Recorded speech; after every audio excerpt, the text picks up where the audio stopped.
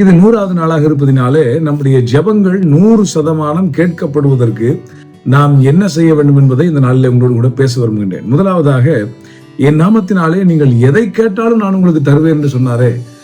இயேசுவின் நாமத்திலே ஏறெடுக்கப்படுகிற ஜெபங்களுக்கு 100% நிச்சயமாக பதில் உண்டு. அதே நேரத்தில் 1 யோவான் 5ஆம் அதிகாரத்திலே சொல்லப்பட்டிருக்கிறது, அவருடைய சித்தத்தின்படி நாம் எதையாகிலும் கேட்டால் அவர் நமக்கு செவி கொடுக்கிறார் என்பதே அவரை பற்றி நாம் கொண்டிருக்கிற தைரியமா இருக்கிறது.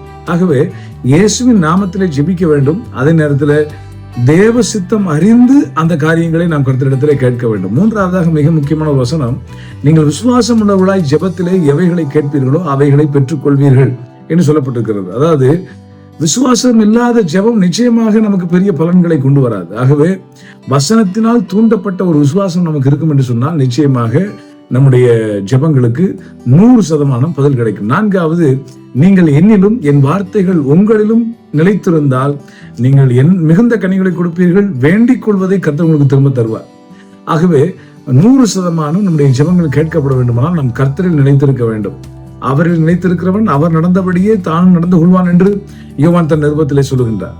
மாத்திரமல்ல, மிக முக்கியமான ஒரு வசனத்தை சொல்லுகின்றேன், அவருடைய கற்பனைகளை கை கொண்டு நாம் அவருக்கு முன்பாக பிரியமானவைகளை செய்கிறபடினாலே அவர் நமக்கு செவி கொடுக்கிறார். நாம் வேண்டிக் கொள்கிறதை நாம் பெற்றுக்கொள்கிறோம் என்றும் வசனம் சொல்லுகிறது. நாம் அவருடைய கற்பனைகளை கை கொள்ள வேண்டும், அதாவது கீழ்ப்படிய வேண்டும், அவருக்கு பிரியமானவைகளை நாம் செய்ய வேண்டும். மாத்திரமல்ல, கடைசியாக ஒரு வசனத்தை நான் சொல்லுகின்றேன், நீங்கள் அந்த பூமியிலே வேண்டிக் கொள்ள போகிற எந்த காரியத்தை குறித்தாயிலும் ஒருமனப்பட்டு கர்த்தரிடத்திலே கேட்பீர்கள் என்று சொன்னால் அவர் நமக்கு செவி கொடுக்கின்றார். ஒரு மனமுள்ள ஜெபம் மிக மிக அவசியமானது. இப்படி இந்த ஜெபத்திலே சொல்லப்பட்ட இந்த 6 வசனங்கள், இவைகளை நீங்கள் கைக்கொள்வீர்கள் என்று சொன்னால் ஈசாக்கு விதை விதைத்து 100 மடங்கு பலன் பெற்றது போல உங்கள் ஜெபங்களுக்கும் 100 மடங்கு பலன் கிடைக்கும்.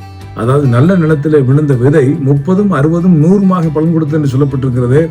100% நம்முடைய வாழ்க்கையில நாம் கனி கொடுக்கிறவர்களா இருக்க வேண்டும் என்று சொன்னால், நாம் கேட்கிற வசனங்கள் எல்லாம் நம்முடைய வாழ்க்கையில பலன் தரக்கூடியதா இருக்க வேண்டும் என்று சொன்னால் இந்த 6 காரியங்கள் மிக மிக முக்கியமானது. நம்முடைய ஜெபத்தில இந்த 6ஐயும் கை கொள்ள கர்த்தர் நமக்கு உதவி செய்வாராக. அதாவது அவருடைய நாமத்தினாலே நாம் ஜெபிக்க வேண்டும், அவருடைய சித்தத்தின்படி ஜெபிக்க வேண்டும், விசுவாசத்தோடு ஜெபிக்க வேண்டும், அவர்களை நிலைத்திருக்க வேண்டும், அவருடைய வார்த்தைகள் நம்மளே நிலைத்திருக்க வேண்டும், அவருடைய கற்பனைகளுக்கு நாம் கை கொண்டு அவருக்கு பிரியமானவர்களை நாம் செய்ய வேண்டும்.